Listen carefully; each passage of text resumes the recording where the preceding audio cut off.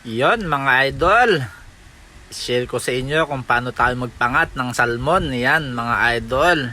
Yan, syempre andyan yung pan natin at meron tayong slice na tomato mga idol. Yan, mas maraming kamatis, syempre mas malasa yung sabaw niyan mga idol. Kaya yan, slice natin siguro mga 8 pieces na tomato yan. Ayan mga idol, at syempre lagyan natin ng sibuyas para yung aroma niya mas manuot lalo sa sabaw mga idol.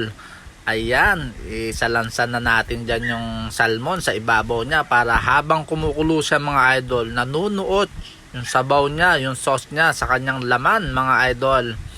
At ayan, salansan natin dyan mga idol. 1 kilo lang yan mga idol, pero malalaki siya mga idol. At ayan,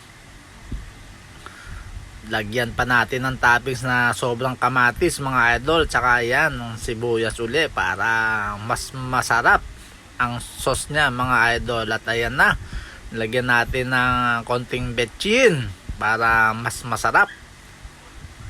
Ayan, lagyan natin ng 1 cup of water mga idol. Ayan na siya, sigurado masarap to. Alam nyo naman, medyo kahapon puro seafoods tayo, kaya medyo i-balance natin mga idol. At ayan, konting salt. Ayan, mukhang mapaparami na naman ng konti, pero konti lang kakainin natin ito mga idol para at least balance talaga siya. Ayan na mga idol. Ayan, takpan na muna natin mga 10 minutes.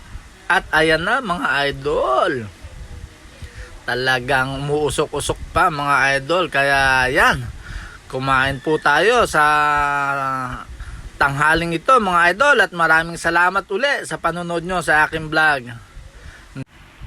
Bye bye.